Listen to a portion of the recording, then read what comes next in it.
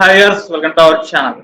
పూనం కౌర్ నిన్న మరొక సంచలనమైన ఇన్‌స్టాగ్రామ్ లో పోస్ట్ పెట్టి హాట్ టాపిక్ గా మారిపోవడం చూస్తున్నాం. అంటే త్రివిక్రమ్ శ్రీనివాస్ గారి పైన నాకు కంప్లైంట్ ఉంది. నేను మాకి ఈమెయిల్ ద్వారా ఫిర్యాదు చేశాను. అయినా కూడా వాళ్ళు పట్టించుకోవడం లేదు అంటూ తన స్క్రీన్ షాట్‌లన్నిటిని కూడా తన సోషల్ మీడియాలో షేర్ చేసింది. ఇప్పుడు ఇది చర్చనీయాంశంగా మారిపోయింది. అసలు ఎందుకు మా వాళ్ళు పట్టించుకోవట్లేదు? మరి అసలు పూనం కౌర్ ఇష్యూని ఏ విధంగా చూడొచ్చు? ఇదే అంశం మీద డిస్కస్ చేయడానికి ప్రెజెంట్ మనతో పాటు సీనియర్ జర్నలిస్ట్ ఇమ్మంది రామారావు గారు ఉన్నారు. వారి ఒపీనియన్ అయితే ఈ ఇష్యూ గురించి అయితే తెలిసిన ప్రయత్నం అయితే చేద్దాం. నమస్కారం సార్.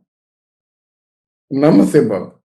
సార్, పూనం కౌర్ గారు హీరోయిన్. ఆమె ఎప్పటి నుంచో కూడా త్రివిక్రమ్ శ్రీనివాస్ గారి పైన ఆరోపణలు చేస్తూ ట్వీట్లు చేస్తూ వస్తుంది. అయితే మా మూవీ ఆర్టిస్ట్ అసోసియేషన్ వాళ్ళు చెప్పారు, మీరు ఈ రకంగా ట్వీట్లు చేస్తే కాదు, మాకు ఫిర్యాదు చేస్తే మాత్రమే మేము ఆలోచిస్తాం, మేము విచారణ చేస్తాం అన్నట్టుగా వాళ్ళు మాట్లాడారు. అయితే నిన్న ఒక పోస్ట్ పెట్టింది పూనం కౌర్, మేము ఈ విధంగా మా ఝాన్సీ గారికి ఈమెయిల్ ద్వారా మాకు ఫిర్యాదు చేస్తాను, అయినా కూడా వాళ్ళు పట్టించుకోవట్లేదని చెప్పేసి చెప్తుంది. త్రివిక్రమ్ శ్రీనివాస్ గారిని ఒక పొలిటికల్ లీడర్ కాపాడుతున్నారు, సినిమా ఇండస్ట్రీ వాళ్ళు కాపాడుతున్నారు అంటూ కూడా పోస్ట్ పెట్టింది. మరి ఆ పోస్ట్ ని మీరు ఏ విధంగా చూస్తారు? అసలు ఎవరి పూనం కౌర్? ఈవిడ తాలూకు తెలుగు ఇండస్ట్రీలో ఈవిడకున్నటువంటి స్థాయి ఏమిటి? ఈవిడకున్న ఫాలోయింగ్ ఏమిటి? అసలు పూనం కౌర్ అంటే మనం ఎందుకు అంత ఇదిగా తీసుకోవాలి? అంటే పూనం కౌరు ఈవిడ పెద్ద స్టార్ కాదు, గొప్ప సినిమాలు చేయలేదు, లేకపోతే ఇండస్ట్రీకి స్వతహాగా తానంటూ తన మూలంగా జరిగినటువంటి సహాయ కార్యక్రమాలు ఏవి నాకు తెలిసి లేవు. మరి ఏమిటి పూనం కౌర్ అంటే? ఏదో కేవలం ఆవిడ ఎప్పుడో ఏదో సందర్భంలో ఎవరితోనో ఒక సన్నిహిత సంబంధాలు అన్నట్టు ఉన్నాయని అనుకోవడం అంతే. అది ఎవరు చెప్తారు? ఎవరు చెప్పరు. ఈవిడే చెప్పుకుంది 4-5 సార్లు. ఒక పక్క త్రివిక్రమ శ్రీనివాస్ అనేటువంటి ఆయన్ని ఒక జెంటిల్మెన్ ఏమో అన్నయ్య అంటుంది, ఒక పక్క ఆ అన్నయ్య నా జీవితం నాశనం చేశారంటుంది. లేకపోతే ఒక పక్క పవన్ కళ్యాణ్ చాలా ఆవిడ ఇంట్రెస్ట్ చూసారనమాట, చాలా త్వరో జెంటిల్మెన్ అంటుంది. ఒక్కోసారి పవన్ కళ్యాణ్ సరిగా అర్థం చేసుకోడు, తొందరపాటు ఎక్కువ అంటుంది. ఇలా తొందరపాటు నీకు ఎక్కువగా కనిపిస్తుంది తొందరపాటు. సపోజ్ సినిమా ఇండస్ట్రీలో 2 ఆర్టిస్టులు కలిసి మాట్లాడుకోరండి? నేను సూటిగా అడుగుతున్నాను. ఒక 2 ఆర్టిస్టులు కలిసి మాట్లాడుకోరు? కలిసి మాట్లాడుకుంటే ఇద్దరు కలిసి డిన్నర్ చేయరు?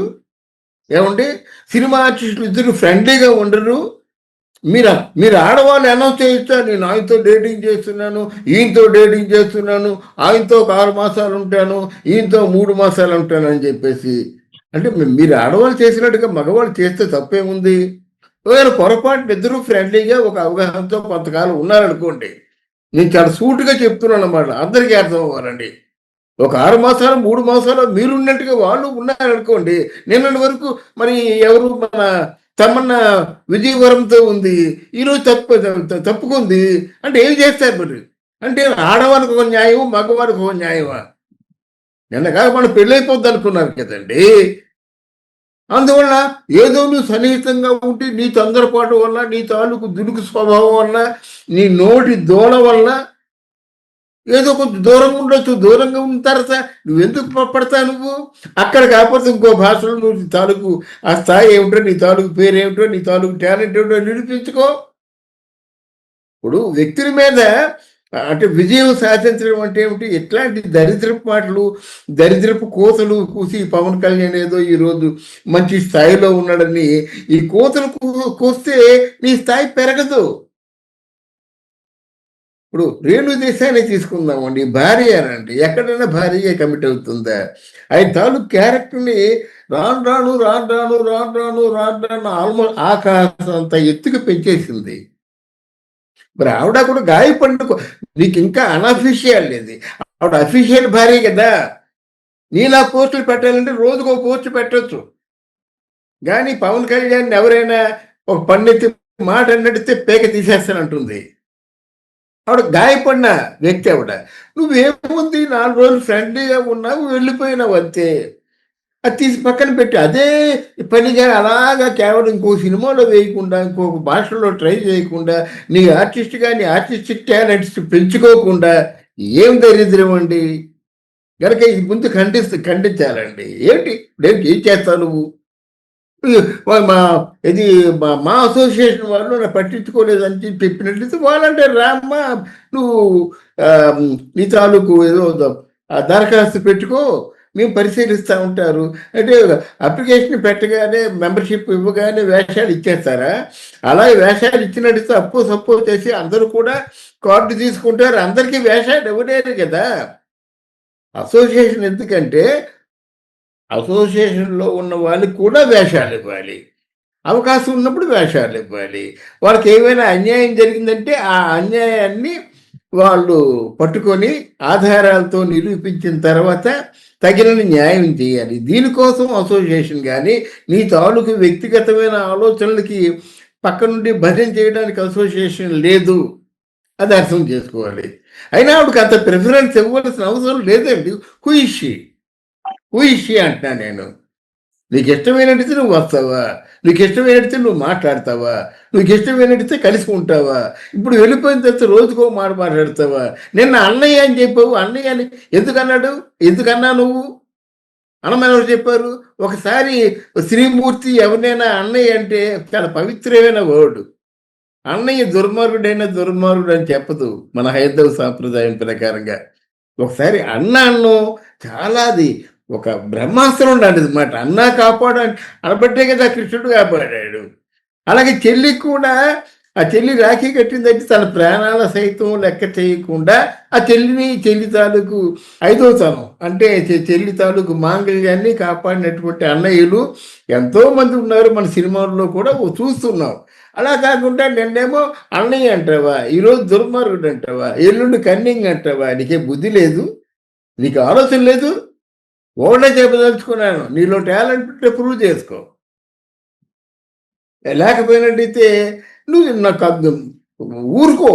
మారుతున్న కాలం బట్టి కాలం అనే పరిస్థితులు బట్టి నిన్ను మార్చుకొని నిన్ను తీర్చిదిద్దుకొని శభాష్ అనిపించుకో. అంతేగాని ఇలాంటి ఊకదంపుడు ఉపన్యాసాలు, ఈ ట్వీట్లు ఇవన్నీ నేనెందుకో ఒక జర్నలిస్ట్గా నేను స్వీకరించలేకపోతున్నాను అనమాట. అది మంచిది కాదు నాయన, అది ఎవరికి మంచిది కాదు.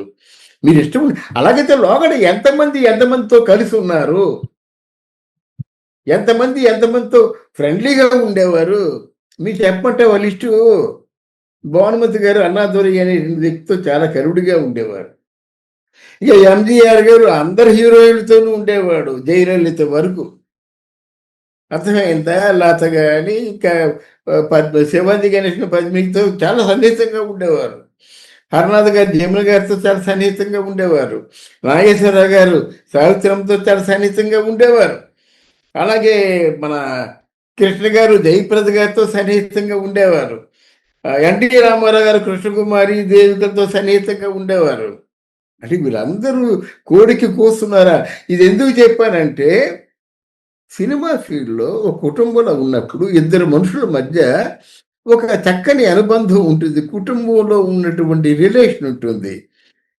అంటే మీ రిలేషన్ బాగున్నప్పుడు మీరు చక్కగా ఆహా ఓహో ఇంత అంతని పొగిడేయను, బాగలేనప్పుడు ఇలాగా ఇదే పనిగా వేటు వేయడానికి ప్రయత్నం చేసినట్లయితే మాత్రం మనమే చీ కొడతాం అన్నమాట రేపు పొద్దున్న. చాలా మంది యాక్టర్స్ వాళ్ళకి ప్రాబ్లమ్స్ ఉన్నాయని చెప్పేసి చెప్పుకుంటున్నారు కదా, ఇప్పుడు చెప్పుకోవడం తప్పంటారా, వాళ్ళకి హక్కు లేదంటారా? ఈ విధంగా మేము ఇండస్ట్రీలో ఇటువంటి ప్రాబ్లమ్స్ ఫేస్ చేస్తున్నాం, మాకు ఉన్నాయని కంప్లీట్ మా వాళ్ళకి ఫస్ట్ ట్వీట్ చేసింది, వాళ్ళు ఒప్పుకోలేదు, డైరెక్ట్ వచ్చి ఫిర్యాదు చేయముంది, ఇప్పుడు కూడా ఫిర్యాదు చేసింది. సో ఇప్పుడు రెస్పాండ్ అవ్వాలి కదా అని సామాన్య వాళ్ళైతే కామెంట్ చేస్తున్నారు. కరెక్టే.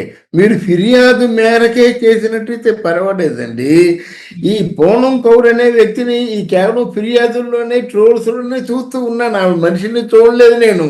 ఇది 191సారి. ఎన్నిసార్లు ఫిర్యాదులు?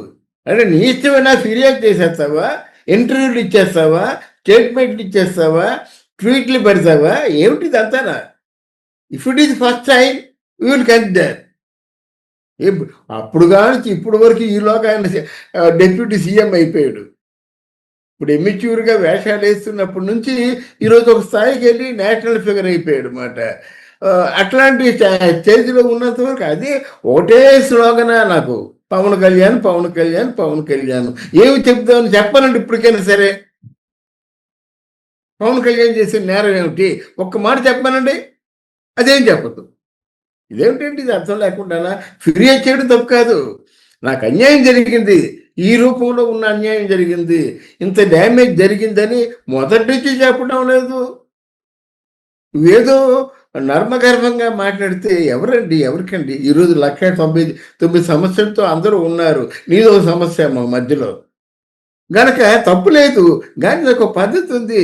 ఎప్పటి నుంచి అని బాబు, ఎప్పుడు పూనం గారు, ఎప్పుడు పవన్ కళ్యాణ్, ఇంతవరకు ఫిర్యాదు ఏంటి? దేవుని ఫిర్యాదు, ఇప్పుడు ఏం చెయ్యాలని ఫిర్యాదు? కనుక నాకు కొంచెం అసహనంగా అనిపించింది అది. Okay sir, thank you so much. Thank you.